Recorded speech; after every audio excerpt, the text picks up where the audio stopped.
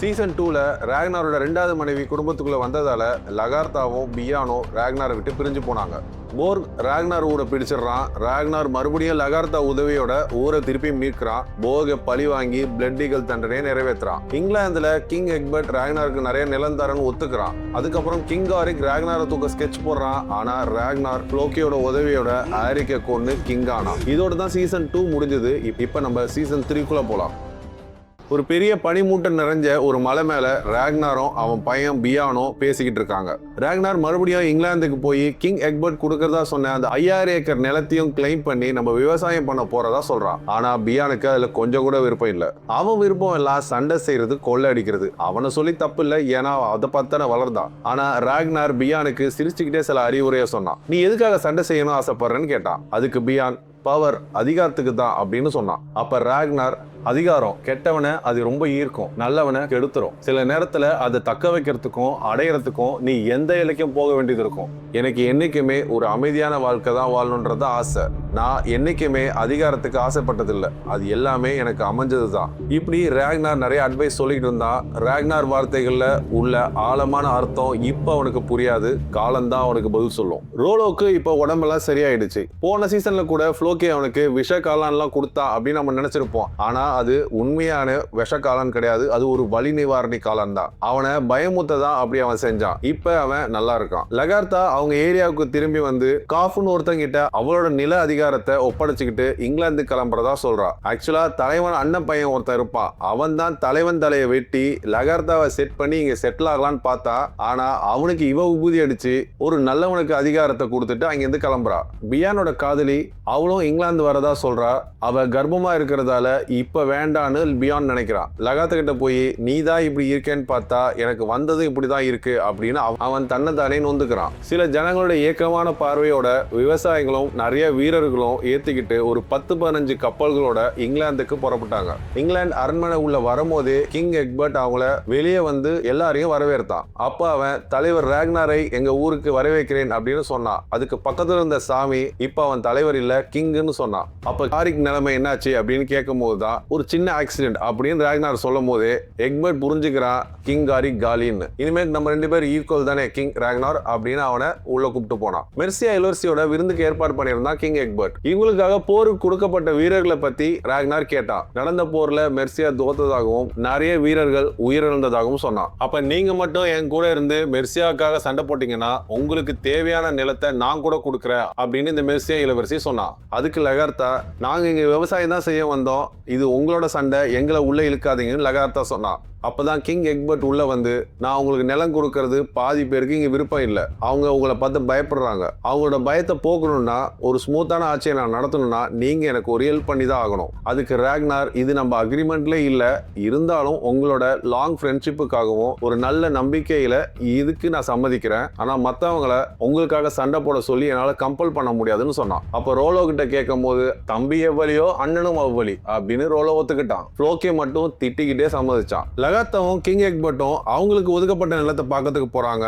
இவங்க 2 பேருக்குள்ள டிரான்ஸ்லேட்டரா சாமி அவங்க கூட கிளம்புறான். அப்ப ஜூடியத் எக்பர்ட் பையனோட ஒய்ஃப் சாமியை பார்த்து உங்களை தானே சிலுவையில அரைஞ்சாங்க, அந்த கைகளை காட்ட முடியுமான்னு கேட்டா. அப்ப அவங்க கைகளை காட்டும் போது அந்த கைக்கு ஒரு முத்தத்தை கொடுத்துட்டு அங்க இருந்து கிளம்புனா இத கிங் எக்பர்ட் பையன் பாத்துறான். எக்பர்ட் பையன் ஒரு ஆர்மியோடையும் ராக்னார் அவன் டீமோடையும் 2 டீமா கிளம்புறாங்க. அப்ப ஃப்ளோக்கி இவங்களுக்காக, அதுவும் இந்த கிறிஸ்டின்காக நம்ம சண்டை போட்டு சாகணுமா அப்படின்னு கோவத்திலேயே கத்திக்கிட்டு இருக்கான். அதே போல கிங் எக்பர்ட் பையன் கூடாரத்திலையும் இதே பேச்சு தான். இந்த காட்டுமாண்டி கூட்டத்தோட நம்ம சேர்ந்து சண்டை போடணுமா அப்படின்னு நினைக்கிறாங்க. 2 டீமும் டிஃபரெண்ட் ஐடியாலஜில இருக்காங்க. எல்லாரும் போட்ல கிளம்பிட்டு இருந்தாங்க. கொஞ்சம் தூரம் போனதுமே ரிவருக்கு 2 சைடும் பெரிய படம் நிக்குது. ஒரு பக்கம் மெர்சியா இளவரசியோட மாமன் படையும் இன்னொரு பக்கம் அவளோட தம்பி படையும் நிக்குது. அவங்க கிட்ட வர ஆரம்பிச்சதுமே அவங்க அம்புகளால அவங்கள தாக்க ஆரம்பிச்சாங்க. இவங்களும் அவங்க ஷீல்ட்ஸை வச்சு தடுத்துக்கிட்டே இருந்தாங்க. அப்ப மயிரிழையில உயிர் தப்பிக்கிறா மெர்சியா இளவரசி. ராக்னார் படையோட அவங்க படை ஜாஸ்தியா தெரிஞ்சது. அப்ப ரோலோ மத்தவங்க எல்லாருமே இப்ப இவங்களோட சண்டை போடுறது கரெக்டான ஐடியா கிடையாது, நம்ம எல்லாம் திரும்பி போயிடலாம்னு சொன்னாங்க. வழக்கம் போல Ragnar of some other ideas. 2 படையும் பிரிஞ்சு நிக்குது. நடுவுல எந்த பாலமும் கிடையாது. 2 பேரும் ஒன்னா சேர்றதுக்கு வாய்ப்பும் கிடையாது. சோ மாமங்காரம் படைகளை விட தம்பிகாரம் படம் ஜாஸ்தியா இருக்கிறத ராக்னார் கவனிச்சான். சோ மாமங்காரம் பக்கம் அவங்களோட ஷிப்பை திருப்பினான். அம்புகளை விட ஷீல்ட முன்னாடி புடிச்சுக்கிட்டே வைக்கிங்ஸ் படை முன்னேறிச்சு.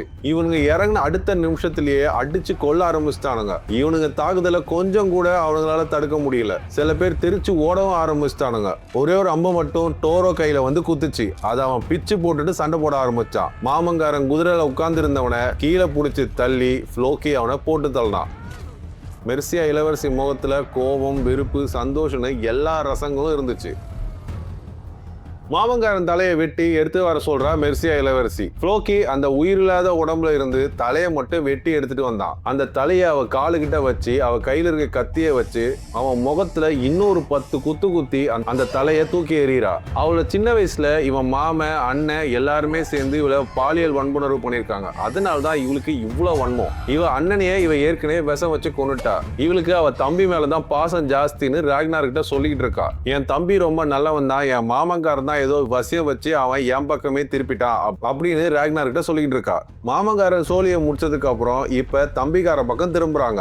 அவனும் சண்டைக்கெல்லாம் தயாரா தான் இருந்தான். ஆனா அவங்க கண்ணுக்கு முன்னால நிறைய கப்பல்கள் வரத பார்த்து அப்படியே ஸ்தம்பிச்சு நின்று இருந்தான். என்னடான்னு பார்த்தா கப்பல்ல மெர்சியாவோட சோல்ஜர்ஸ் தலையெல்லாம் வெட்டி தலைகளை அங்கங்க கட்டி தொங்க விட்டு இருந்தானுங்க. இத பார்த்ததும் அவனோட சோல்ஜர்ஸ் எல்லாருமே மனசுல இருந்த தைரியம் எல்லாம் போய் நிறைய பேர் அங்கிருந்து பயந்து ஓடிடுறானுங்க. மெர்சியா இளவரசியும் அந்த கப்பல்ல இருந்தே தம்பிக்காரனை பார்த்து, டே ஓடாதரா, நான் உனக்காக தான் வந்திருக்கேன், நான் ஒன்னு செய்ய மாட்டேன் அப்படின்னு சொல்றா. ஆனா அவன் தளபதி, வேணாங்க, அவளை நம்பாத, ஒரு சூனியக்காரி, அவ உன்னை கொன்னாலும் கொன்னுடுவா, இங்கிருந்து ஃபர்ஸ்ட் ஓடு, அதுக்கப்புறம் பேசிக்கலாம் அப்படின்னு சொல்லி அவனை குதிரையில ஏத்து அங்கிருந்து தப்பிக்க வச்சிடறான். இப்படி எந்த ஒரு சண்டையும் போடாம எந்த சோல்ஜர்ஸும் இழக்காம ராக்னார் தன்னோட பயங்கரமான மனத்தத்துவ டாக்டிக்ஸ் மூலமா தம்பிக்காரனை ஓட விட்டான். எங்க ஓடி போனான்னு கண்டுபிடிக்க எக்பர்ட் பையனை அனுப்பி செக் பண்ண சொன்னார் ராக்னார். எக்பர்ட் பையனும் ஊருக்குள்ள போய் ஒரு சோல்ஜரை பிடிச்சி ஒரு மலை உச்சியை ஒளிஞ்சிருக்கதா கண்டுபிடிச்சிடறான். அவன் அந்த மலையில இன்னும் நிறைய சோல்ஜர்ஸ்க்காக வெயிட் பண்ணி நம்மள அட்டாக் பண்றதா அவன் யோசிக்கிறதாகவும் சொன்னான். அடுத்த நாளே அந்த மலை உச்சிக்கு போகலான்னு முடிவு பண்ணார் ராக்னார். டோரோக்கு கையில ஏற்பட்ட காயத்தால அவன் கை ஃபுல்லா செப்டிக் ஆகி பயங்கரமா வலிக்குதுன்னு சொல்றான். அதுக்கு ஃப்ளோக்கி கிட்ட அவன் கையை வெட்ட சொல்லி சொல்றான். அவனும் வேற வழி இல்லாம ஒரு கோடாலியை நல்லா சுட வச்சு அவன் கையை வெட்டி எடுக்கிறான். இங்க இங்கிலாந்துல லகார்த்தாவும் கிங் எக்பர்ட்டும் எல்லாரும் அவங்களோட செட்மெண்ட் ஏரியாவை பார்த்துக்கிட்டு இருந்தாங்க. எக்பர்ட் அவங்களுக்கு தேவையான டூல்ஸையும் தேவையான விதைகளையும் தேவையான ஆட்களையும் அவன் கொடுத்தான். ஜூடியட், சாமி, லகார்த்தா அங்க உட்காந்துட்டு சாப்பிட்டுக்கிட்டு பேகன் இனத்தையும் கிறிஸ்டியானிட்டி பத்தியும் டிஸ்கஸ் பண்ணிட்டு இருந்தாங்க. அப்ப சாமி, பேகன் கும்பிடுற ஓடியனும் நம்ம கிரைஸ்ட் மாதிரியே மரணத்திலிருந்து உயிர் தெழுந்தவர் தான். இந்த சம்பவம் கிரைஸ்ட் வரத்துக்கு முன்னாடியே நடந்ததா சொல்றான். அதனாலேயே இந்த 2 நம்பிக்கைகளையும் நான் மதிக்கிறேன்னு சொல்றான். அவன் தெளிவான பேச்சு ஜூடியத்துக்கு ரொம்ப பிடிச்சு போகுது. சாப்பிட்டதுக்கு அப்புறம் ஜூடியத் அவங்க கிட்ட, நான் உங்கள்கிட்ட ஒரு கன்ஃபெஷன் பண்ணணும் அப்படின்னு சொல்லி கன்ஃபெஷன் ஹால் கூப்பிட்டு போனா. அங்க சாமி ஒரு பாதிரியார் மாதிரி உட்கார்ந்து இருந்தா. அப்ப இந்த ஜூடியத் போய் அவளோட காதல அதே இடத்துல சொல்றா. எக்பர்ட் பையன் மெர்சியா போர்ல இருக்கிற சமயத்துல இவ இங்க சாமியோட மிங்கிளாவ ஆசைப்படுறா. ராக்னார் ஊர்ல சிகி, ஆஸ்லாங் 3 பசங்களை பார்த்துக்கிட்டு இருந்தா. அப்ப 2 பசங்க மட்டும் அங்கிருந்து ஓடி போயிட்டு அங்க பனிக்கட்டில விளையாட போயிட்டாங்க. அப்ப இவ பதறி அடிச்சு சிகி அவங்கள பிடிக்க போனா. அப்ப திடீர்னு அந்த ஐஸ் கட்டி உடைஞ்சு அந்த பசங்க 2 பேருமே அந்த தண்ணிக்குள்ள விழுந்துடுறாங்க. அவங்கள காப்பாத்த சிகி அந்த ஐஸ் தண்ணிக்குள்ள குதிச்சு 2 பசங்களையும் காப்பாத்திட்டு மேல வரா. அப்ப அவ அங்க இறந்து போன அவ பொண்ணு அங்க பாக்குறா. அவ என்ன நினைச்சான்னு தெரியல. அவ அப்படியே அவளோட பிடிப்பை விட்டுட்டு அந்த தண்ணிக்குள்ள அப்படியே முழுகி போறா. தன்னோட வாழ்வை அங்கே அவளே முடிச்சுக்கிறா சிகி. அந்த மலை உச்சி மேல ஏறதுக்கு எல்லாரும் ரெடி ஆனாங்க. அப்ப டோரோவை மட்டும் கீழே விட்டுட்டு போலான்னு நினைச்சாங்க.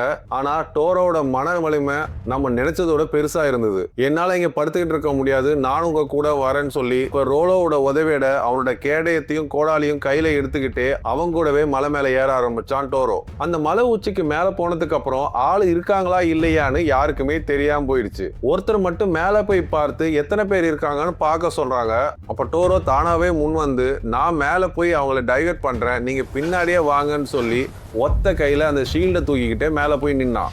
இவன் தனியால மேல நின்னதுக்கு அப்புறம் அங்க இருக்கவங்கலாம் இவன் மேல அம்புகளை விட ஆரம்பிச்சாங்க. சில அம்புகள் அவன் ஷீல்டால தடுக்கப்பட்டாலும் சில அம்புகள் அவன் காலை வந்து நல்லா பதம் பார்த்துருது. அவன் அடிபட்டு கீழே கிடக்கும் போது அங்க இருக்க இங்கிலீஷ் வீரன் டோரோ பக்கத்துல வந்து பார்த்து சிரிச்சுக்கிட்டு இருக்கும் போது டோரோ அந்த அம்பை உடைச்சி அவன் வயிற்றுலயே ஒரு சொருவிடுறான். அதை பார்த்த இன்னொருத்தன் டோரோவை கத்தியால கொடுத்து அதே இடத்துல சாகடிக்கிறான்.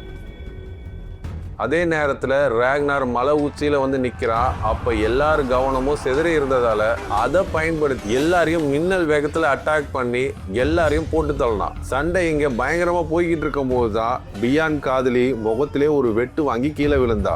அவளை ஒருத்தன் கத்தியால குத்த போகும்போதுதான் பியான் அவளை போய் காப்பாத்திடுறான். மெர்சியா இளவரசியோட தம்பி இன்னும் ஒரு பெரிய படையோட நடுவில் நின்றுகிட்டு இருந்தான். அப்ப எக்பர்ட்டோட பையன் இன்னொரு சைட்ல இருந்து அம்போட நின்றுகிட்டு இருந்தானுங்க. இப்ப மொத்த டீமும் தம்பிக்காரனை சுத்து போட்டானுங்க. பக்கத்துல இருந்த எல்லா சோல்ஜர்ஸையும் சட்டுன்னு விழ ஆரம்பிச்சாங்க. எல்லா பக்கம் அம்பு பாஞ்சதால தம்பி ஆர்மியால ஒன்னும் பண்ண முடியல. மெர்சியா இளவரசி அவன் தம்பியை மட்டும் உயிரோட கொடுங்க அப்படின்னு சொன்னதால அவனை மட்டும் விட்டுட்டு மத்தவங்க எல்லாரையும் போட்டு தள்ளினாங்க. ஒரு கட்டத்துல அவன் இவங்கிட்ட சரண்டர் ஆயிடுறான். ராக்னார் ஜெயிச்சாலும் அங்கே வைக்கிங் சடலங்கம் தான் அதிகமா இருந்துச்சு. அதனால ஃப்ளோக்கி கடுப்பாயி ராக்னாரை பார்த்து கேட்கிறான், இத்தனை பேர் சாக கொடுத்துட்டு இந்த சண்டையில நம்ம என்ன சாதிச்சோம்னு சொல்ல முடியுமா? இந்த கிறிஸ்டியனுக்காக நாம ஏன் நம்ம உயிரை கொடுக்கணும் அப்படின்னு ராக்னார்ட்ட கேட்கிறான். இது நமக்காக இல்ல, நம்ம அடுத்த தலைமுறைக்காக, நம்ம மக்களுக்காகன்னு சொல்லிட்டு அங்கிருந்து கிளம்புறான். இங்க பியானோட காதலி சீரியஸா காயப்பட்டதால பியான் ரொம்பவும் குற்ற உணர்ச்சியில இருக்கான். ராக்னார் சமாதானம் பண்ணலான்னு நினைக்கும் போது தான் அவ கர்ப்பமா இருக்கதா அவன் தெரிஞ்சுக்கிறான். ராக்னார் கோவம் வந்து, நீ எல்லாம் ஆம்பளையாடா, கர்ப்பமான பொண்ணை ஏன்டா கூப்பிட்டுட்டு வந்தேன்னு அவனை திட்ட ஆரம்பிச்சிடறான். இந்த மெர்சியா இளவரசி அவன் தம்பியை உயிரை காப்பாத்துறதுக்காக ராக்னார்ட்ட இழுத்துட்டு வந்து மன்னிப்பு கேட்க சொல்றான். என் மாமா தான் என்னை இப்படி செஞ்சுட்டாரு, என்னை மன்னிச்சிருங்க அப்படின்னு ராக்னார்ட்ட சொல்ல வந்தான். ராக்னார் இருந்த கோவத்துக்கு அவன் முன்னாடி வந்து மன்னிப்பு கேட்கும் போது உன்னை நல்லா மன்னிச்சிட்டேன்னு சொல்லி மூக்குலயே ஒரு 8 பஞ்ச் கொடுத்துட்டு அங்கேருந்து போயிடுறான். லகாத்தா இங்கிலாந்துல அவங்களுக்கு கொடுக்கப்பட்ட நிலத்துல விவசாயத்தை அவங்க மரபுப்படி ஒரு பலியோட ஸ்டார்ட் பண்றா. இங்கிலாந்துல அவளோட முதல் விதைய அவ அங்கே போடுறா. இங்க இங்கிலாந்து அமைச்சர்கள்லாம் நிறைய பேர் அதை பாக்குறாங்க. ஆனா யாருக்குமே அது பிடிக்கல. அவங்க எல்லாருமே கிங் எக்பர்ட்டுக்காக எல்லாமே சகிச்சுக்கிட்டு அதை வேடிக்கை பார்த்துட்டு இருக்காங்க. மெர்சியா இளவரசியும் ராக்னார் ரொம்ப இணக்கமா பேசிக்கிட்டு இருந்தாங்க. அப்ப அவ கிங் எக்பர்ட்டை பத்தி நிறைய விஷயம் சொல்றா. கிங் எக்பர்ட்டை அவ்வளவு சீக்கிரமா நீ நம்பிராத, அவனுக்கு தன்னோட லாபம் மட்டும்தான் முக்கியம் அப்படின்னு ராக்னார்ட்ட நிறைய அட்வைஸ் சொல்லிட்டு இருக்கா. நான் கிங் எக்பர்ட்டுக்காக இங்க சண்டை போடல, என்னோட ஜனங்களுக்காக தான் நான் சண்டை போடுறேன், அதனால எனக்கு எந்த பயமும் கிடையாதுன்னு ராக்னார் சொன்னான். போர் முடிஞ்சதுமே எல்லாருமே கிங் எக்பர்ட் அரண்மனைக்கு வந்தாங்க. எக்பர்ட் எல்லாரையும் வரவேற்றான், எல்லாரையும் உபசரிக்கவும் செஞ்சான். ராக்னாரும் கிங் எக்பர்ட் சமமா உட்காந்து அவங்களோட செட்டில்மெண்ட்டை பத்தி பேசிக்கிட்டு இருந்தாங்க. அப்ப ராக்னார் கிங் எக்பர்ட் கிட்ட பார்த்து, இப்ப இந்த மெர்சியா ராஜ்யத்தை வச்சு நீங்க என்ன பண்ணுவீங்கன்னு கேட்டான். அதுக்கு மெர்சியா இளவரசி அவ தம்பி மேல ரொம்ப பாசமா இருக்கிறதால இவங்க 2 பேரையும் நான் பிரிக்க விரும்பல, அதனால நான் அவங்க 2 பேரையும் ஜாயிண்ட் ரூலர்ஸ் முறைப்படி அவங்களுக்கு முடிசூட்டி விட்டுறலான்னு இருக்கேன் அப்படின்னு சொன்னான். அதுக்கு ராக்னார் சிரிச்சுக்கிட்டு, அவங்க எப்படியோ ரூல் பண்ண போறது இல்ல, அவங்கள பொம்மை மாதிரி உட்கார வச்சுக்கிட்டு நீங்க தான் அவங்கள ரூல் பண்ண போறீங்க, அதான உங்க ஐடியா அப்படின்னு சொன்னான். நம்ம ராஜதந்திரம் அத்தனையும் கண்டுபிடிச்சிடறானே அப்படின்னு டக்குன்னு பேச்ச மாத்திட்டு, நம்மளுக்கு எதுக்கு இந்த வேலை, நம்ம செட்டில்மெண்ட்டை பத்தி பேசுவோம் அப்படின்னு சொல்லி பேச்ச மாத்தினான். ராக்னார் ஒரு சின்ன ஸ்மைலோட அந்த கான்வர்சேஷனை முடிச்சு வச்சான். மெர்சியா இளவரசி அவன் தம்பிக்கு பாசத்தோட ஒயினை ஊத்தி கொடுக்க எல்லாரும் சியர்ஸ் சொல்லி அவங்களோட வெற்றியை கொண்டாடிக்கிட்டு இருந்தாங்க. திடீர்னு அவன் தம்பி ரத்த வாந்தி எடுத்து கீழே விழுறான். அப்ப இந்த மெர்சியா இளவரசி எந்திரிச்சு ஒன் அண்ட் ஒன்லி மெர்சியா ரூலர் அப்படின்னு சொல்லி எல்லாருக்குமே சியர்ஸ் பண்ணா. இவளுக்கு இந்த ஜாயிண்ட் ரூலர்ஸ் எல்லாம் நம்பிக்கை இல்ல, அதனால தம்பிகாரன் பங்குக்கு வரானேன்னு சொல்லிட்டு அவனையே போட்டு தள்ளிட்டு இவளே ராணி ஆயிடுறா. இது கொஞ்சம் கூட எதிர்பார்க்காத கிங் எக்பர்ட்டும் ராக்னாரும் அதிர்ச்சியோட எந்திரிச்சு நின்று சியர் சொன்னாங்க. பட் அவங்க 2 பேருமே அந்த ஒயினை குடிக்காம அப்படியே கீழே கொட்டிடுறானுங்க. சாமி இங்கிலாந்துல இருந்து கிளம்பி ராக்னாரோட போறதா முடிவு எடுத்துட்டான். பட் கிங் எக்பர்ட் அவனை இங்கவே இருக்க சொல்லி அவனை கம்பல் பண்ணிட்டு இருந்தான். எனக்கு இங்க இருக்கிறதோட கிங் ராக்னாரோட லைஃப் ஸ்பெண்ட் பண்ணதான் பிடிக்குது அப்படின்னு சொல்லி அவன் கூட கிளம்புனான். ஜூடியத்தோ அவனை கூப்பிட்டு நீ எங்கேயும் போக கூடாது, இங்கே இருக்க சொன்னான். சாமி அங்க இருக்கிறது கரெக்டா இருக்காதுன்னு சொல்லி ராக்னாரோட கிளம்புனான். ஆக்சுவலா ஒரு இடத்துல சாமி உணர்ச்சி வசப்பட்டு ஜூடியத்தோட மிங்கிள் ஆடுறான். இங்க இருந்தா இந்த ரிலேஷன்ஷிப் தொடர ஆரம்பிச்சிரும், அதனாலேயே அவன் இங்க இருந்து கிளம்ப முடிவெடுத்தான். இங்கிலாந்துலயே சில விவசாயங்களை விட்டுட்டு ஒரு நல்ல நட்போட இங்கிலாந்துல இருந்து எல்லாரும் புறப்படுறாங்க. ராக்னார் சாமி கிட்ட அடுத்த டார்கெட் பாரிஸை பத்தி பேசிக்கிட்டு இருக்கான். சாமி அந்த பாரிஸை பத்தி விலாவரியா சொல்லிக்கிட்டு இருந்தான். அந்த பாரிஸ்ல பெரிய கேட் இருக்கும், சுத்தியும் தண்ணி இருக்கும், மார்பிள் போட்டு செதுக்கி வச்சிருப்பானுங்க, நிறைய தங்கம் கிடைக்கும் அப்படின்னு பயங்கரமா பாரிஸை பத்தி சொல்லிக்கிட்டு இருக்கான். இப்படி இவங்க 2 பேருமே சந்தோஷமா பேசிட்டு இருக்கும் போது அடுத்த கப்பல இருந்த ஃப்ளோக்கி அவங்கள பொறாமையா பாத்துக்கிட்டு இருக்கான். அவனுக்கு சாமியை சுத்தமாவே பிடிக்காது. ஏன்னா அவன் ராக்னார் கிட்ட ரொம்ப நெருக்கமா பேசிக்கிட்டு இருப்பான். அது மட்டும் இல்லாம சாமி ஒரு கிறிஸ்டின், அவன் கிறிஸ்டினை கண்டாலே அவனுக்கு பிடிக்காது. கிறிஸ்டின்ஸ் எல்லாமே அவங்க கடவுளுக்கு எதிரானவங்கன்னு அவன் நினைக்கிறான். சில நாள் பயணத்துக்கு அப்புறம் ராக்னார் படை ஊருக்கு வந்துச்சு. தோளோட தோள் நின்று சண்டை போட்ட பல நண்பர்கள் இந்த போர்ல இறந்துட்டாங்க. அதனால அவங்களோட குடும்பத்தார்கள் எல்லாருமே அந்த கப்பலை வெறிச்சு பார்த்துக்கிட்டு இருந்தாங்க. முக்கியமா டோரோவோட ஒய்ஃப்ஸ் 2 பேருமே அங்க நின்றுகிட்டு அவனை பத்தி விசாரிச்சுக்கிட்டு இருந்தாங்க. ரோலோவும் சிகி துறைமுகத்துக்கு வரலன்றத பார்த்துக்கிட்டு சிகின்னு கத்திக்கிட்டே உள்ள ஓடிக்கிட்டு இருக்கான். அப்பதான் சிகி பசங்களை காப்பாத்த போய் தண்ணிக்குள்ள முழுகின விஷயத்த அவனுக்கிட்ட சொல்றாங்க. அவனுக்கு இருந்த ஒரே சப்போர்ட் சிகி மட்டும்தான். இப்ப அவன் இறந்ததுமே அவனுக்கு அவன் மேலேயே கோவம். அவ தன்னோடய கூட்டிட்டு போயிருக்கணும் அவன் நினைச்சான். மறுபடியும் ரோலோ குடிக்க ஆரம்பிச்சான். கூட இருந்தவங்க எல்லாருமே, டேய் நீ எல்லாம் ஒரு வைக்கிங்காடா, என் பையனை தான் இறந்துட்டான், ஏதோ ஊர்லயே நடக்காத விஷயமா நடந்த மாதிரி ஓவரா சீன் போடாதரான்னு சொல்லி அவனை அடிக்க ஆரம்பிச்சாங்க. ஏதோ ஊர்ல நடக்காத விஷயமா நடந்த மாதிரி ஓவர் சீன் போடுறேன்னு சொல்லும் போதே அவனுக்கு கோவம் வந்து அங்க இருக்கிறவங்க எல்லாரையும் அடிக்க ஆரம்பிச்சான். அப்ப பியான் அவனை சமாதானப்படுத்த வந்தான். அவனையும் அவன் அடிக்க போனான் போது வேற வழி இல்லாம பியான் அவனை அடிச்சு சமாதானப்படுத்தினான். அதே நேரத்துல லகார்த்தாவுக்கு ஒரு செய்தி வந்துச்சு. அவளோட நிலத்துல கால்ஃப் பறிச்சுட்டான் அப்படின்ற நியூஸ் லகார்த்தாவுக்கு வந்துச்சு. கோவத்துல ராக்னாரோட ஹெல்ப்பை கேட்க போனான். அப்ப லகார்த்தா நேரா ராக்னார்ட்ட போயிட்டு, நான் உனக்கு உதவி செஞ்சல, இப்ப என்னோட ஊரை ஒருத்தன் கைப்பற்றிட்டான், நீ எனக்கு ஹெல்ப் பண்ணணும்னு நின்னான். அப்ப ராக்னார், இப்ப நான் சண்டைக்கு போனா அது உள்நாட்டு போரா தொடங்கி நம்ம ஆட்களை நிறைய பேரை நம்ம இழக்க வேண்டியது இருக்கும், அதனால இப்ப இந்த சண்டை வேண்டாம் அப்படின்னு சொன்னான். அப்புறம் ராக்னார் எல்லாரையும் கூப்பிட்டு இந்த சம்மர்ல பாரிஸ்னு ஒரு ஊரை தாக்குதல் பண்ண போறோம் அப்படின்னு அவன் திட்டத்தை அறிவிச்சான். லகார்த்தா கம்பல் பண்ணதுக்கு அப்புறம் ராக்னார், சண்டையெல்லாம் வேணாம், நம்ம நேர்ல போய் பேசலாம்னு சொல்லிட்டு ராக்னாரும் லகார்த்தாவும் அவனை டைரக்டா மீட் பண்ண போனாங்க.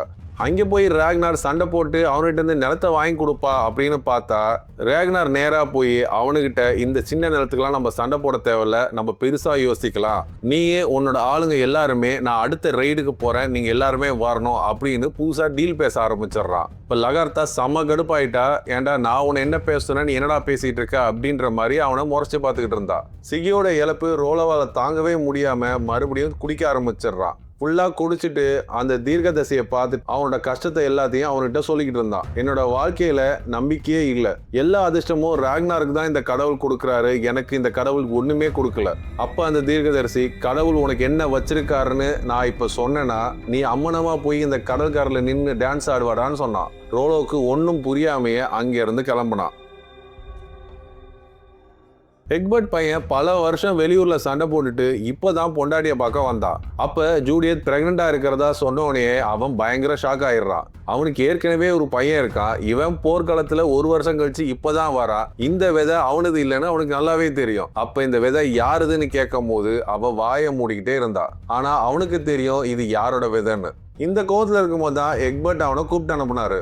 வைக்கிங்ஸ் கொடுத்த இடத்துல அவங்க விவசாயம் செஞ்சுட்டு இருக்கும் போது அங்கே உள்ளூர் ஆட்கள் வந்து தகராறு பண்ணி அவங்கள அடிச்சிருக்காங்க. இதை போய் என்னன்னு கேட்க சொல்லி எக்பர்ட் பையனை அனுப்பி வைக்கிறாரு. ராக்னாருக்கு இந்த விஷயம் தெரிஞ்சா கண்டிப்பா திரும்பி வந்து நம்ம கிட்ட சண்டைக்கு நிப்பா. இந்த சண்டையை பெருசாகாம இருக்க எக்பர்ட் தன்னோட பையனையே அனுப்பி வச்சான். அவனும் சில மந்திரிமார்கள்லாம் கூப்பிட்டுக்கிட்டு அந்த இடத்துக்கு சமாதானம் பேச போனான். இவன் சமாதானம் பண்ணதான் வந்திருக்கான் அப்படின்னு நினைச்சுக்கிட்டு இருந்தா திடீர்னு அவன் என்ன நினைச்சான்னு தெரியல, இருக்க எல்லா கோவத்தையும் அந்த வைக்கிங்ஸ் மேல காட்ட ஆரம்பிச்சான். நம்மளால கொஞ்சம் கூட கற்பனை பண்ண முடியாத அளவுக்கு இவங்க எல்லாருமே அந்த விவசாயிகளை வெட்டி வீழ்த்தி தூக்கி போட்டானுங்க. சின்ன பசங்கள்ல இருந்து பெரிய ஆளுங்க வரைக்கும் எல்லாருமே அடிச்சு ஓட விட்டானுங்க. அவங்க கட்டின எல்லா வீட்டையுமே இவங்க இடிச்சு தள்ளிட்டு அந்த செட்டில்மெண்ட்டே நாசம் பண்ணிட்டு தான் அங்கிருந்து கிளம்புனாங்க. இந்த செய்தி அரண்மனைக்கு வேகமா போச்சு. எக்பர்ட் அப்படியே கோவத்துல வெடிச்சான். என்னோட ஆர்டரை நீங்க சுத்தமா மதிக்கல, என் ஆர்டருக்கு மீறி அவங்க இருக்க எல்லாருமே கொண்டு இருக்கீங்க, இது ஒரு நல்ல ரிலேஷன்ஷிப்பை எவ்வளவு பாதிக்கும் உங்களுக்கு தெரியுமான்ற மாதிரி அவன் கத்த ஆரம்பிச்சான். இது ராக்னாருக்கு மட்டும் தெரிஞ்சா கண்டிப்பா பழிக்கு பழி வாங்க வருவான். மொத்த ராஜ்யமும் மறுபடியும் ஆபத்துல இருக்க போகுது, இதெல்லாம் உங்களால தான் சொல்லிட்டு அவன் கூட போன அத்தனை மந்திரிகளையும் திட்ட ஆரம்பிச்சான். எக்பர்ட் பாயினும் தண்டையிலேருந்து தப்பிக்க முடியாது அப்படின்னு சொல்லி அவனை மட்டும் தனியா வர சொல்லி 2 பேரும் சீரியஸா பேசுறாங்க அப்படின்னு நினைச்சா அப்பனும் மகனும் இப்போ ஒரு தந்திரமா சிரிக்க ஆரம்பிச்சாங்க. ஏன்னா இது மொத்தமும் அவங்க போட்ட நாடகம் தான். வைக்கிங்ஸ் ஏற்கனவே மெர்ஷியா ராஜ்யத்தை அவங்களுக்கு பிடிச்சி கொடுத்துட்டாங்க. இதுக்கப்புறம் அவங்களுக்கு இவங்களோட உதவி தேவை கிடையாது. என்னோட ராஜ்யத்துல அவங்களுக்கு இடம் எப்படா நான் கொடுப்பேன் அப்படின்னு எக்பர்ட் இப்ப வேற மாதிரி பேசுறான். அவன் இந்த வைக்கிங்ஸ் படைய மொத்தமா ஒரு கூலி படம் மாதிரி யூஸ் பண்ணி அவங்க உயிரை கொடுத்து அவனுக்கு ஒரு ராஜ்யத்தையே பிடிச்சி கொடுத்துருக்காங்க. இது எல்லாமே அவனோட சதிதான். இந்த விஷயத்துல இவனுக்கு எதிராக செயல்பட்ட நிறைய மந்திரிகளை இவன் கொன்னுறான். ராக்னார் வரும்போது பார்த்துக்கலாம் அப்படின்ற மாதிரி இவனோட எண்ணம் இருந்தது. சாமி பாரிஸை எப்படி அட்டாக் பண்ணலாம் அப்படின்னு ஒரு திட்டத்தை சொல்லிக்கிட்டு இருக்கான். அந்த பாரிஸோட ஜியோகிராபிக்கல் லொகேஷன் எப்படி இருக்கும், அதோட பாதுகாப்புலாம் எப்படி இருக்கும் அப்படின்றத சாமி ராக்னாருக்கு சொல்லிக்கிட்டு இருக்கான். அன்னைக்கு தான் பியானுக்கு ஒரு பொன் குழந்தை பிறக்குது. அந்த குழந்தைக்கு சிகின்னு பேர் வச்சான். இங்கிலாந்துல வைக்கிங்ஸ் தங்கியிருந்த செட்டில்மெண்ட் அழிஞ்சு போன செய்தியை எடுத்துக்கிட்டு ஒரு வயசான விவசாயி வந்தாரு. அந்த சம்பவத்துல அவங்க ஃபேமிலி எல்லாருமே இறந்து போக இவரு மட்டும் அங்கேருந்து உயிர் பொழைச்சு இங்க தப்பிச்சு வந்திருக்காரு. ஃப்ளோக்கி தான் அந்த விவசாயிய ராக்னார்ட்ட அழைச்சிட்டு வந்தது. அப்ப ஃப்ளோக்கி, நான் தான் உன்ட்டு அப்பவே சொன்னல இந்த கிறிஸ்டியன்ஸ் எல்லாம் நம்பாதன்னு, இவன் எப்படி நம்மள்ட்ட பேக் ஸ்டாப் பண்ணிட்டாங்க பாத்தியா, நம்மள எப்படி மோசம் பண்ணிட்டாங்க பாத்தியான்னு ராக்னார்ட்ட சொல்லிக்கிட்டு இருந்தான். இதுக்கெல்லாம் காரணம் சாமி தான். அவன் தான் நம்ம 2 பேருக்குள்ள டபுள் கேம் விளாண்டுட்டான் அப்படின்னு சாமி மேல குறை சொல்ல ஆரம்பிச்சான். தேவையில்லாம சாமி மேல குறை சொல்லாத, இதுல எந்த தப்பு நடந்தாலும் என்னோட தப்பு தான், இது எல்லாமே என்னோட முடிவு தான், எந்த தப்பு இருந்தாலும் என்ன சொல்லு அப்படின்னு சொல்லி ஃப்ளோக்கிய கடுப்பாய் அனுப்பி விட்டான். ராக்னார் ஏன் சாமிக்கு இவ்வளவு இடம் தரான்னு ஃப்ளோக்கிக்கு ஒண்ணுமே புரிஞ்சுக்க முடியல. அதனால அவன் கோவமா அந்த ரூமை விட்டு வெளியே போனான். ராக்னார் அந்த வயசான விவசாயியை பார்த்து, இந்த கொலையை பத்தி வேற யாருக்காவது தெரியுமா அப்படின்னு கேட்டான். யாருக்கும் தெரியாதுன்னு சொன்னதுக்கு அப்புறம் ராக்னார் அந்த விவசாயிய அவனே கழுத்தை நெரிச்சு கொன்னுடுறான். பாரிஸ்க்கு ரெய்டு போகணுன்றத ராக்னாரோட ஆசை தான் இப்போ இந்த விவசாயியை கொல்ல வச்சுது. தன்னோட ஆட்களுக்கு இந்த செட்டில்மெண்ட் அழிஞ்ச விஷயம் தெரிஞ்சதுன்னா எல்லாருமே இங்கிலாந்துக்கு தான் போர் தொடுக்க போகணும், எதுக்கு பாரிஸ் வேணான்னு சொல்லிடுவாங்க. அதனால இவன் இந்த சம்மருக்கு பாரிஸ்க்கு படையெடுத்து போற விஷயம் மொத்தமாவே காலி ஆயிடும். அதனால இந்த விஷயத்தை இவனோடைய மறைக்கிறதுக்கு தான் இந்த விவசாயியை அவன் கொல்றான். ஒரு நாள் ராத்திரி சாமி தூங்கிட்டு இருக்கும் போது ஒரு எலி சத்தத்துல எந்திரிக்கிறான். திடீர்னு ஒரு லைட்டு அந்த ஓட்டை வழியா வந்து முகத்துல அடிக்குது. ஆச்சரியமா பக்கத்துல குனிஞ்சு போய் பார்க்கும்போது ஒரு மர்மமான சக்தி அவனை வெளியே அடிச்சு தள்ளுது. அவனோட நிழல் ஒரு சிலுவை வடிவத்துல இருக்கிறத நம்மளால பார்க்க முடியுது. அவனோட மனசு 2 மதங்களுக்குள்ளேயே இருந்தது. அதனால சாமி எந்த பக்கம் போறது அப்படின்னு தெரியாம ரொம்ப நாளா தலையை பிச்சுக்கிட்டு இருந்தா. இந்த சம்பவம் கடவுள் தன்னை ஏத்துக்கிட்டதா அவன் நினைக்கிறான். அதே நேரத்துல இங்க கிங் எக்பர்ட் ஊர்ல ஜூடியத்துக்கு ஒரு மகன் பிறக்கிறான். அந்த குழந்தை பிறந்த உடனேயே எக்பர்ட் பையன் ஆள் அனுப்பி ஜூடியத்தை கைது பண்ண சொல்றான். எல்லாருக்கும் முன்னிலையிலும் ஜூடியத் புருஷனுக்கு துரோகம் பண்ணிட்டா அப்படின்னு அவன் மேல கேஸ கொடுத்து ஒரு தண்டனை மேடைக்கு கூட்டிட்டு போய் கட்டி போட்டான். அப்ப கிங் எக்பர்ட், நீ யாரோட தப்பு செஞ்ச, நீ உன் புருஷனுக்கு துரோகம் பண்ணியா அப்படின்னு கேட்டான். அப்ப ஜூடியத் வாயே திறக்கல. அப்ப அவளோட ஒரு காதை அறுக்க சொல்லி உத்தரவிட்டான். அப்ப ஜூடியத்தால வலி பொறுக்க முடியாம அவ எல்லா தப்பையும் ஒத்துக்கிட்டா. இந்த குழந்தை யாருக்கு பிறந்ததுன்ற விஷயத்தையும் சொன்னான். அவளோட இன்னொரு கதை அறுக்க போகும்போது தான் கிங் எக்பர்ட் அதை ஸ்டாப் பண்ண சொன்னான். சாமி அவன் பார்த்ததிலேயே ஒரு பக்தி உள்ள கிறிஸ்துவ. அவன் இப்படி செஞ்சானா கண்டிப்பா கடவுள் தான் இதை வழி நடத்திருக்கணும். அதனால இந்த குழந்தை கடவுளோட குழந்தை, இவன் வந்தா கண்டிப்பா பல அதிசயங்கள் நடக்கும் அப்படின்னு சொல்லி ஜூடியத்தோட உயிரை காப்பாத்திடுறான். ஜூடியத்தோட குழந்தைக்கு அவன் ஆல்ஃபர்ட்னு ஒரு பேர் வச்சான். இது கிங் எக்பர்ட் பையனுக்கு பெரிய அவமானமா பார்த்தா. ஆனா அவங்க அப்பாவுக்கு முன்னாடி அவனால எதுவுமே பேச முடியல. இங்க சாமி கண் முழிச்சான். இந்த நேரத்துல அவன் ஒரு மறுபிறவி எடுத்த மாதிரி ஃபீல் பண்ணான். கடவுள் மேல இருந்த நம்பிக்கை அவனோட மனசுல இப்ப பலமா இருந்துச்சு. இப்ப அவன் தைரியமா இந்த வைக்கிங்ஸ் கடவுளை வேண்டான்னு முடிவு பண்றான். ராக்னார் கொடுத்த அந்த ஆம்ரிங்க கடல்ல தூக்கி போடுறான். இதை எல்லாத்தையும் ஃப்ளோக்கி பாத்துடுறான். தன்னோட கடவுளை இப்படி அவமானப்படுத்துறத அவனால சகிக்கவே முடியல. அதனால சாமியை கொல்லுங்கிற யோசனை அவன் மனசுல மெதுவா வளர ஆரம்பிச்சது. அவன் ஒரு தீவிரமான மத வெறியனாவும் இருந்தான். அவன் கடவுளை தவிர வேற எந்த மதமும் சிறந்தது இல்லைன்னு அவன் எப்பவுமே நினைச்சான். சாமி ராக்னார்ட்ட ஓடி போயிட்டு, நான் கடவுளை நான் பார்த்துட்டேன், என்னை மறுபடியும் பிறக்க வச்சிருக்காரு, எனக்கு இப்போ ஒரு தெளிவு வந்துருச்சு, அதனால நான் இனிமேலுக்கு இங்க இருக்க முடியாது, நான் இங்கிலாந்துக்கே கிளம்பி போறேன் அப்படின்னு சொன்னான். ஆனா ராக்னார் அவனை விடுறதுக்கு விருப்பம் இல்லை. உன் சாமியை நீ இங்க இருந்தே கும்பிடலாம், நீ அங்க போகணும்னு அவசியம் கிடையாது, நீ என் கூடவே இரு, நான் உனக்கு பாதுகாப்பு தரேன் அப்படின்னு சொன்னான். ஒரு நாள் ஃப்ளோக்கி அவன் கப்பல் கட்டிட்டு இருக்கும் போது ஒரு விதமான மயக்கத்துல இருந்தான். அப்ப அந்த டிராகன் தலையிலிருந்து ஒரு ரத்தம் வரத பார்த்தான். இதை பார்த்ததும் கடவுள் தாகமா இருக்காரு, அவரு சாக்ரிஃபைஸ் கேட்கிறாரு, யாரை வெட்டுறதுன்னு தெரியாம முடிச்சிட்டு இருக்கவனுக்கு திடீர்னு அவனுக்கு ஒரு ஐடியா வந்தது. சாமி ராக்னாருக்கு சின்ரிக்குன்னு ஒரு நாடோடிய அறிமுகம் பண்ணி வச்சான். இந்த நாடோடி தான் இவனுக்கு சூரிய கல், இந்த சூரிய கடிகாரத்தெல்லாம் கொடுத்தது. இவனை வச்சுதான் இப்ப நம்ம பாரிஸுக்கு போக போறோம், இவன் பாரிஸ் பாஷையெல்லாம் பேசுவான் அப்படின்னு இவனை அறிமுகப்படுத்தினான். ராக்னார் பாரிஸ் ரைட் பண்ண போறான்னு தெரிஞ்சதும் மற்ற பகுதிகளில் இருந்த வைக்கிங்ஸ் வீரர்கள் எல்லாரும் ராக்னார் ஊருக்கு வந்தாங்க. லாகர்த்தோட ஏரியாவை அவளுகிட்ட இருந்து பறிச்ச கால்ஃபும் ஒருத்தன், அவங்க கூட கிங் ஆரிக் பையனும் அப்புறம் போர்கோட மனைவி டோர்வியும் வந்தா. இப்போ கிங் ஆரிக் பையன் தான் போர்கோட மனைவியை கல்யாணம் பண்ணியிருக்கான். ஃப்ளோக்கி தன்னோட ஆயுதத்தோட ராக்னார் ஊருக்கு வந்தான். அந்த நேரத்துல சாமி சிலுவைக்கு முன்னாடி நின்னுகிட்டு பக்தியா பிரார்த்தனை செஞ்சுக்கிட்டு இருந்தான். இன்னைக்கு ராத்திரி கடவுள் அவனோட ஆத்மாவை கூட்டிட்டு போவான்னு உணர்ந்த மாதிரி அவன் ஃப்ளோக்கிய வரவேற்றான். சாமி சாவை பார்த்து பயமே இல்லாம இந்த கணம் வரைக்கும் அமைதியா காத்துக்கிட்டு இருந்தான். அவன் கண்ணை மூட ஃப்ளோக்கிக்கு அவன் மதம் அவன் கண்ணை மறைக்க அவன் கோடாலியால ஒரே அடியில சாமியை கொன்னான். சாமி இறந்த செய்தி கேட்டதும் ராக்னார் மனசு உடைஞ்சு போயிடுறான். ராக்னாருக்கு அவங்க எப்படி ஜபம் பண்ணுவாங்கன்றத சொல்லி கொடுக்க ஒரு இடத்துக்கு அழைச்சிட்டு போய் ஜபம் பண்ணுவான். அந்த இடத்துக்கு சாமியை எடுத்துக்கிட்டு போயிட்டு புதைக்கணும்னு முடிவு பண்ணான். 2 குச்சியை சிலுவை மாதிரி பண்ணி அவன் புதைச்ச இடத்துல வச்சான். வழக்கமா கிறிஸ்டின்ஸ் இறந்தவனை அவங்களுக்கு மரியாதை செலுத்துற விதமா அவங்களோட பெருமையை பத்தி பேசுவாங்க. இப்போ ராக்னார் சாமியை பத்தி பேச ஆரம்பிச்சான். நம்ம 2 பேர் நம்பிக்கைகளும் வேற மாதிரி இருந்தாலும் ஒண்ணுகிட்ட இருந்து நான் நிறைய கத்துக்கிட்டேன். நான் செத்தா கூட உன்னை சொர்க்கம் வந்து பார்க்க முடியாதுன்னு நினைக்கிறேன். ஏன்னா உங்க கடவுள் என்ன உள்ள அனுமதிக்க மாட்டாரு அப்படின்னு ரொம்ப கண்ணீர் மல்க பேசிக்கிட்டு இருந்தான். ராக்னார் தன்னோட தலையில இருக்க முடிய மொத்தமா மலிச்சிட்டு சாமியோட சிலுவையை அவன் ஞாபகார்த்தமா கழுத்துல போட்டுக்கிட்டான். 100கணக்கான போர்க்கப்பலோட ஒரு பெரிய படை பிரம்மாண்டமா பாரிஸ் நோக்கி கிளம்புச்சு. பாரிஸுக்கு போற வழியில ராக்னார் சாமியோட சில்வர் டாலரை அவன் போட்டுக்கிட்டு இருக்கிறத ஃப்ளோக்கி பார்த்தான். ரொம்ப நேரமா ஃப்ளோக்கி ராக்னாரையும் அந்த சில்வர் டாலரவே உத்து பார்த்துக்கிட்டு இருந்தான். ராக்னாரோட பார்வை இப்ப உன்னால என்ன பண்ண முடியும் அப்படின்ற மாதிரி இருந்தது. அவங்க பாரிஸை நெருங்கும் போது அந்த நாட்டோட கமாண்டர் வைக்கிங்ஸ் வரதை பார்த்துடுறான். அவன் உடனே ஊர் முழுக்க அலாரத்தை அடிச்சு அரண்மனைக்கு ஓடினான். ஊரே கலவர பூமியா ஆச்சு. இந்த பாரிஸ் மக்கள் வைக்கிங்ஸ் இது வரைக்கும் நேர்ல பார்த்ததே கிடையாது. ஆனா இவனுங்களை பத்தி நிறைய கேள்விப்பட்டிருக்கானுங்க. இவனுங்கெல்லாம் காட்டு மிராண்டிங்க, எங்க போனாலும் எரிச்சு கொண்டு கொள்ளையடிச்சுட்டு போயிடுவானுங்க இப்படின்ற மாதிரி நிறைய விஷயம் அவனுங்களை பத்தி கேள்விப்பட்டதால அந்த ஊர் மக்கள் எல்லாருமே பயத்துல முழுகிட்டு இருந்தானுங்க.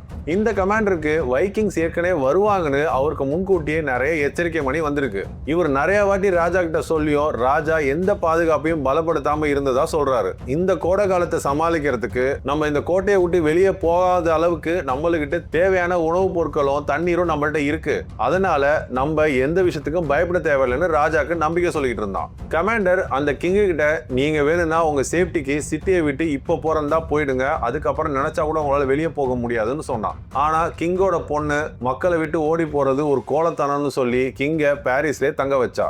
இங்க ராக்னார் பாரிஸ் பக்கத்திலேயே ஒரு பெரிய கேம்ப் கட்டி அந்த இடத்துல ரெஸ்ட் எடுத்துக்கிட்டு இருந்தாங்க. ரோலோ ஒரு கப்பலை எடுத்துக்கிட்டு ஒரு 4-5 பேரை போட்டுக்கிட்டு அந்த கோட்டையை நோட்டை விட போனான். அப்ப அவன் நினைச்சதை விட அந்த சுவர்கள்லாம் பயங்கர உயரமா இருந்துச்சு. மேல நிறைய வில்லாளிகளும் இருந்தாங்க. இவனுக்கு நோட்டை விடுறத கவனிச்ச அந்த வில்லாளிகள் அவனுங்க மேல அம்படிக்க ஆரம்பிச்சிடறானுங்க. ரோலோ தன்னோட கேடயத்தை தூக்கி பிடிச்சிட்டு மெதுவா இங்கிருந்து கிளம்பிடுறான். ராக்னார் இந்த சில்வர் டாலரை போட்டிருக்கிறதால ஃப்ளோக்கி இந்த வார்ல ரொம்ப ஈடுபாடு இல்லாத மாதிரி இருந்தான். ஃப்ளோக்கி இந்த ஈடுபாடு இல்லைன்னா இந்த வாரை ஜெயிக்க முடியாதுன்னு ராக்னாருக்கு கண்டிப்பா தெரியும். அதனால ஃப்ளோக்கியை கூப்பிட்டு நீ தான் இந்த வாருக்கு கமாண்டர், நீ தான் இந்த வாருக்கு இன்சார்ஜ்னு சொல்லி அவனுக்கு பதவி உயர்வு கொடுத்துட்றான். அதுக்கப்புறம் என்ன, ஃப்ளோக்கி தீயா ஒர்க் பண்ண ஆரம்பிச்சிடுறான். எல்லாருமே டிஸ்கஸ் பண்ணிட்டு இருக்கும் போது ரோலோ ஒரு யோசனை சொன்னான். நம்மளோட ஆயிரக்கணக்கான ஆட்கள் ஒரே நேரத்துல அந்த சின்ன கேட் வழியா போக முடியாது. ஷிப் வழியா சில பேர் அந்த செவர்ல ஏறலாம், சில பேர் தர வழியா ஒரே நேரத்துல அட்டாக் பண்ணலாம்னு சொன்னான். ஆனா சோர் மேல ஏறி ஊருக்குள்ள நுழைய பெரிய ஏணிகள்லாம் வேணும். அதுக்கு நம்ம ஃப்ளோக்கி கிட்ட தான் கேட்கணும் அப்படின்னு சொன்னா,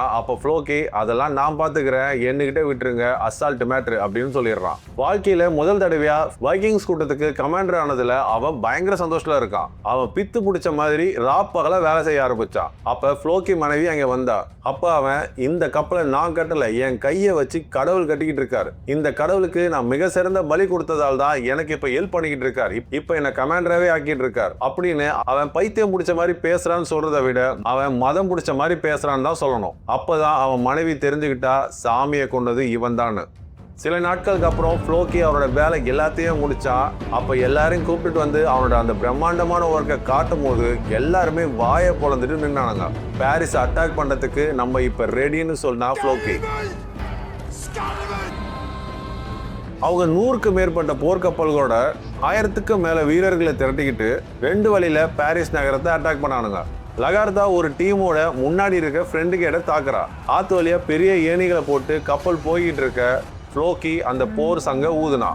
லகார்த்தா 10-12 ஆளுங்களை வச்சுக்கிட்டு ஒரு பெரிய மரக்கட்டையை வச்சு அந்த கேட்டை மோத ஆரம்பிச்சா. அவங்க மேல அம்புகள் படாம இருக்கிறதுக்கு அதுக்கு ஒரு தனியா கூடாரம் போட்டு வச்சிருந்தாங்க. அந்த பாரிஸ் கமாண்டர் மரக்கட்டைகள்லாம் வச்சு கேட்டை இன்னும் முட்டு கொடுத்து தாங்கி பிடிக்க சொன்னான்.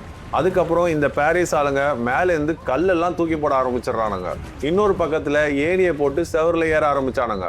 நிறைய வீரர்கள் மேல ஏறினதும் கீழே தள்ளிவிடப்படுறாங்க. ரோலோவும் பியானோ கீழே இருந்துகிட்டு எல்லா வீரர்களையும் செவர்கள் மேல ஏற சொல்லி வழி நடத்துறாங்க. ராக்னார் தலைமை பொறுப்பை எடுத்துக்கலனாலும் ஃப்ளோக்கி என்ன பண்றான்றத தூரத்துல இருந்து வாட்ச் பண்ணிட்டு தான் இருக்கான். இங்க லகார்த்தா டீம் அந்த கேட்ல பெரிய கயிறை கட்டி குதிரைகளை வச்சு அந்த கேட்டை ஒரு வழியா உடைச்சானுங்க. ஆனா கேட் உடைக்கப்பட்டாலும் உள்ள போனா அவங்களுக்கு ஒரே ஆச்சரியமா இருக்கு. ஏன்னா உள்ள யாருமே இல்லை. அதிகமா யோசிக்காம அந்த வைக்கிங்ஸ் கூட்டம் கடகடன்னு உள்ள நுழைய ஆரம்பிச்சானுங்க.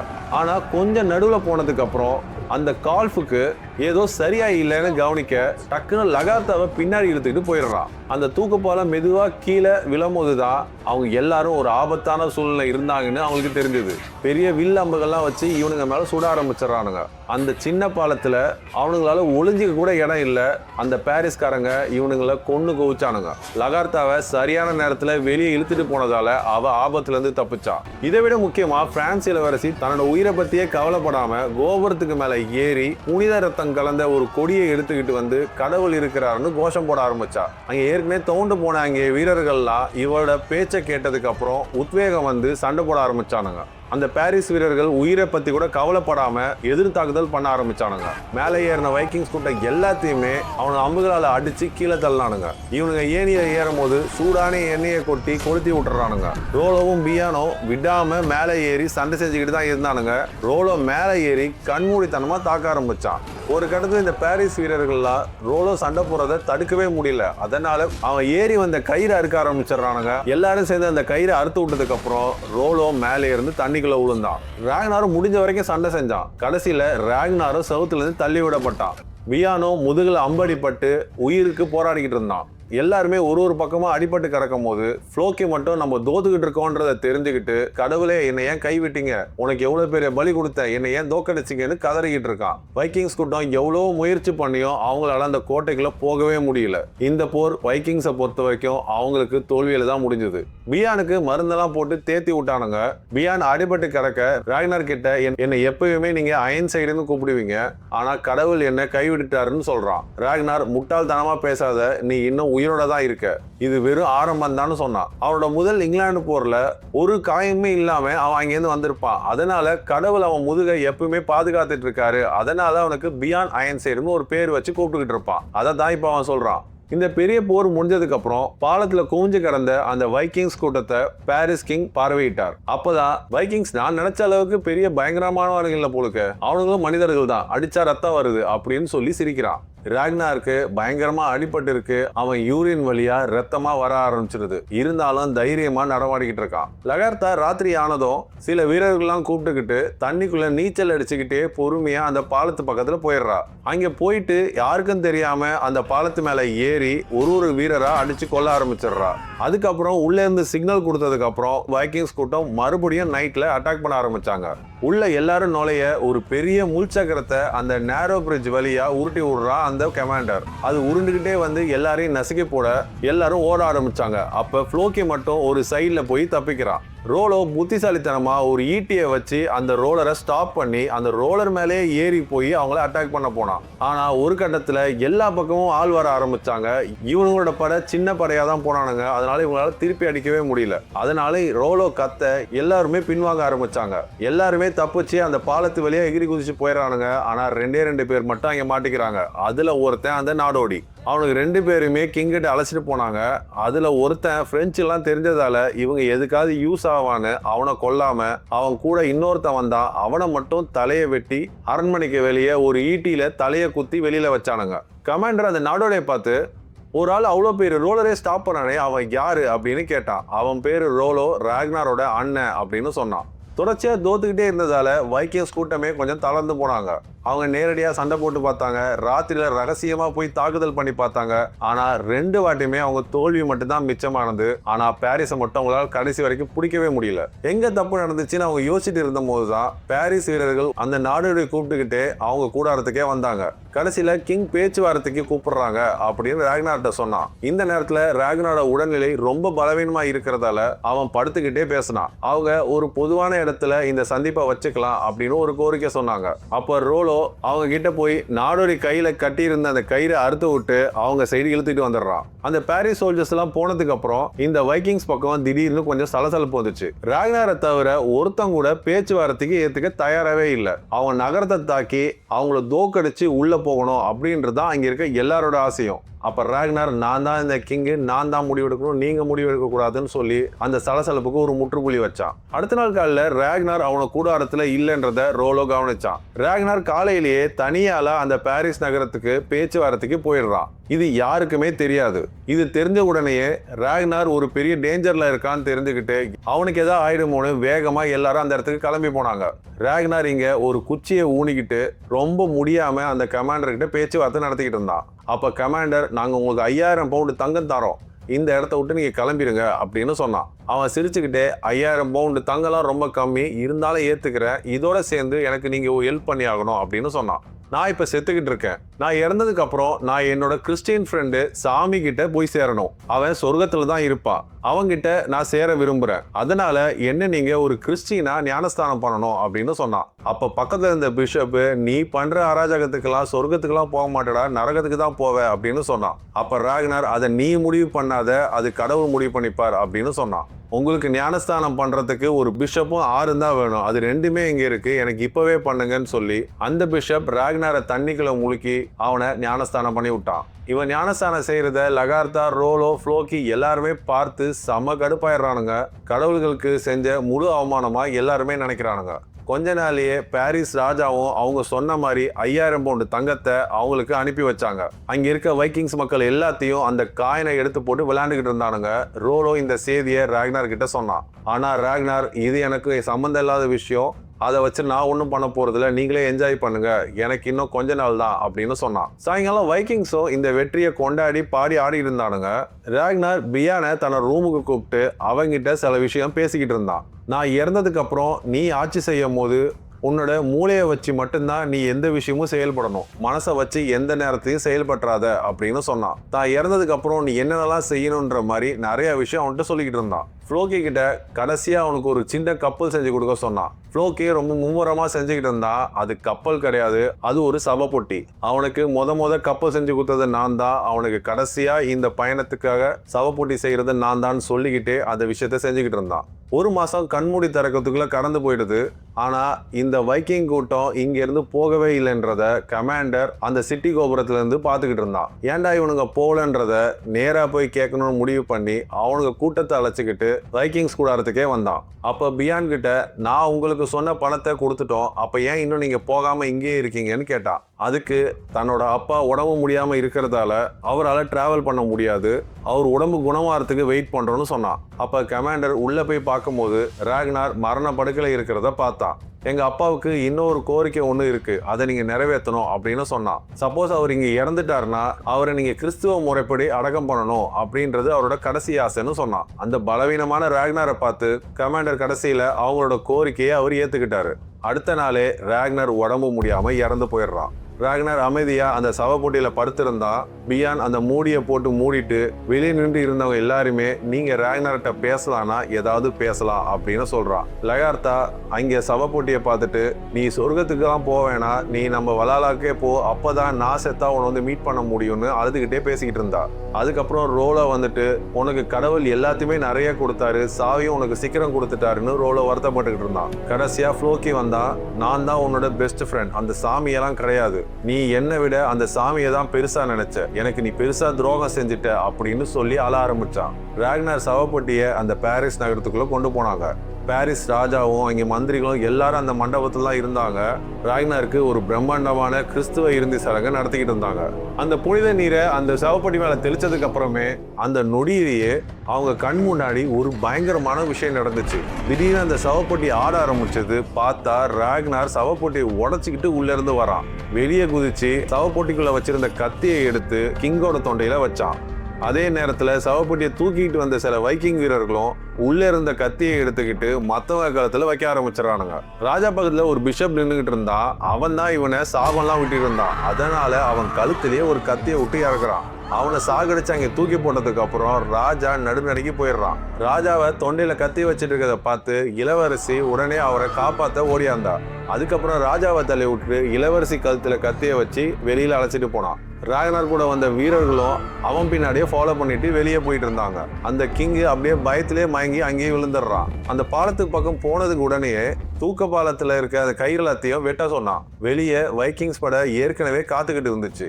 பாதி வழியிலேயே ராகனார் திடீர்னு இளவரசியை போக சொல்லிடுறான். அவ கொஞ்சம் தயங்கினா அவளை பிடிச்சி தள்ளி இங்கேருந்து வேகமா ஓடிப்போ அப்படின்னு சொல்லி ராகனார் அவளை துரத்தி விட்டான். ஃப்ரண்ட் கேட்ல பியான் கையாட்ட அந்த வைக்கிங்ஸ் கூட்டம் எல்லாருமே பாரிஸ் சிட்டிக்குள்ள பூந்துச்சு. இவ்வளோ பிளான் பண்ணி உடைக்க முடியாத கேட்டை எந்த ஒரு வீரனும் சாகாம ராகனார் அவன் ராஜதந்திரத்தை வச்சு அந்த கேட்டை உடைச்சு உள்ள வந்தான். ராகனார் உயிரோட வந்ததை பார்த்துட்டு லகார்த்தார், ரோலோ, ரோக்கி இவங்கெல்லாம் இப்படி ஏமாத்துறதுக்கு சந்தோஷப்படுறதா இல்ல கோவப்படுறதா தெரியாம எல்லாருமே உள்ள அட்டாக் பண்ண போயிட்டு இருந்தானுங்க. வைக்கிங்ஸ் கூட்டம் உள்ள பாஞ்சு எல்லா இடத்தையும் எரிச்சு கொன்னு கொள்ளையடிச்சு இத்தனை நாட்களா அடக்கி வச்சிருந்த அத்தனை விருப்பியும் அவனுங்க மேல காட்ட ஆரம்பிச்சானுங்க. எல்லாத்தையும் கொள்ளையடிச்சதுக்கு அப்புறம் அவங்க வேக வேகமா கிளம்பி வெளியே போயிடுறானுங்க. மயக்கத்துல இருந்த ராஜாவை கமாண்டர் உள்ள வந்து அந்த வைக்கிங்ஸ் கூட்டம் உள்ள இருக்கிறதெல்லாம் கொள்ளையடிச்சுட்டு வெளியே ஓடி போயிட்டானுங்க அப்படின்னு சொன்னதுக்கு அப்புறம் தான் ராஜா மயக்கத்துல இருந்தே வெளியே வந்தாரு. கேம்புக்கு வந்ததுக்கு அப்புறம் எல்லாருமே பியானை தான் திட்ட ஆரம்பிச்சாங்க. இந்த விஷயத்த நீ சொல்லிட்டே செஞ்சிருக்கலாம், எதுக்கு என்கிட்ட சொல்லல அப்படின்னு கேட்டபோது இது எங்க அப்பா எங்க ராஜா கொடுத்த ஆர்டரு, இதை நான் வெளியில சொல்லக்கூடாதுன்னு சொன்னாரு, அதனாலதான் யாருக்குமே சொல்லல அப்படின்னு சொன்னான். அடுத்த வசந்த காலத்துக்கு இந்த பாரிஸை கொள்ளையடிக்கணும் அப்படின்ற மாதிரி பிளான் போட்டுட்டு அங்கிருந்து எல்லாரும் கிளம்புறாங்க. போறதுக்கு முன்னாடி பியான் சில ஆளுங்களை இங்கே விட்டுட்டு போகணும் அப்படின்னு முடிவு பண்ணான். இந்த இடத்த பாதுகாக்கிறதுக்கு ரோலோ முன் வந்தான். எல்லாரையும் போக சொல்லிட்டு நான் இங்க இருக்கேன், நீங்க எல்லாரும் போயிட்டு வாங்க அப்படின்னு ரோலோ சொன்னதால எல்லாருமே அங்கிருந்து கிளம்புனாங்க. இங்க பாரிஸ் அரண்மனையில வைக்கிங்ஸ் எல்லோரும் போகலன்னு தெரிஞ்சதுக்கு அப்புறம் கிங்கு அவங்க மறுபடியும் நம்மள அட்டாக் செய்வாங்க, அதுக்குள்ள நம்ம தடுப்பணைகளை செஞ்சாகணும் அப்படின்னு சொல்லி அதுக்கு அவன் ஒரு விசித்திரமான ஒரு முடிவு எடுத்தான். ரோலோ தான் அந்த கூடாரத்துல இருக்கான்றது அவனுக்கு தெரியும். ரோலோட வீரத்தையும் அவன் கேள்விப்பட்டிருக்கான். வைக்கிங்ஸ் தாக்குதலை தடுக்க, தன்னோட நாடை காப்பாத்த அவளோட பொண்ணை அவனுக்கு கல்யாணம் பண்ணி வச்சு இந்த ஆட்சி அதிகாரத்தை அவனுக்கு கொடுக்கறதா முடிவு பண்ணான். ஆனா இந்த இளவரசிக்கு அவனை கல்யாணம் பண்றதுக்கு கொஞ்சம் கூட இஷ்டம் இல்ல. இருந்தாலும் இது ராஜ கட்டளைன்றதால அவளால இதை மீறவே முடியல. ரோலோ அரண்மனைக்கு கூப்பிட்டு இந்த விஷயம் எல்லாத்தையுமே சொல்லி அவனோட ஒப்புதலை கேட்டாரு. ரோலோவுக்கு இது வரைக்கும் வாழ்க்கையில எதுவுமே நல்லதா நடந்தது கிடையாது. எப்ப பார்த்தாலும் இதை பத்தி புலம்பிக்கிட்டு இருப்பான். அந்த தீர்க்கதரிசி சொன்னது போலவே அவன் மனசுக்குள்ள பீச்சில் போயிட்டு இப்ப அம்மனமா டான்ஸ் ஆடிட்டு இருக்கான். ரோலோ ஒரு சின்ன கிராமத்துக்கே அவன் தம்பியை எதிர்த்தவன். இப்போ ஒரு பாரிஸ் நகரமே அவன் கைக்குள்ள வருது. சும்மா இருப்பானா? இமிடியேட்டா ஒத்துக்கிறான். இங்க வைக்கிங்ஸ் கூட்டம் எல்லாருமே கப்பல்ல போய்கிட்டு இருந்தாங்க. ராகனார் ஃப்ளோக்கியை மட்டும் கூப்பிட்டான். ஃப்ளோக்கி அவன் கண்ணை பார்த்துட்டு எனக்கு தெரியும் நீ தானே சாமியை கொன்னேன்னு சொன்னான். ஃப்ளோக்கியால ஒண்ணுமே பேச முடியல. துரோகத்துக்கு ராகனாரோட தண்டனை என்ன மாதிரி இருக்கும்னு அவன் யோசிக்க ஆரம்பிச்சிடுறான். இங்க ரோலோ அந்த கிங் சொன்ன மாதிரியே இளவரசியை கல்யாணம் பண்ணி வச்சிடறான். அவன் கேட்ட ஒரே கோரிக்கை, இந்த பாரிஸ் உன்னோடது, இனிமேலுக்கு இந்த பாரிஸை காப்பாற்ற வேண்டியது உன்னோட பொறுப்பு அப்படின்னு சொல்லி அவன் பொண்ணையும் இந்த அரசாங்கத்தையுமே ரோலோ கையில கொடுத்துட்றான். அடுத்த நாளே வைக்கிங்ஸ் கூடாரத்துக்கு இந்த பாரிஸோட கிங்கா போனான். அங்க இருந்த அவங்க எல்லா மக்களையும் கொன்னு குவிச்சான். அதுல இருந்த ஒருத்தன், உன்னை பழிவாக எங்க ராகனார் கண்டிப்பா வருவான்டா ரோலோ அப்படின்னு சொல்லிட்டு செத்தான். ராகனார் அவன் நம்பின கிங்குக்கு மட்டும் அவனை ஏமாத்தினான். அப்புறம் அவனோட ஃப்ரெண்டு ஃப்ளோக்கி அவனோட நெருங்கிய நண்பனை கொண்டு அவனை ஏமாத்தினான். இப்போ அவன் அண்ணன் இவனுக்கு எதிரியா முன்னாடி வந்து நிக்க போறான். இந்த எல்லா துரோகத்தையும் ராகனார் எப்படி சமாளிக்க போறான்றத நம்ம நெக்ஸ்ட் சீசன்ல பார்ப்போம். தேங்க்யூ ஃபார் வாட்சிங் and thank you for listening. It's GK.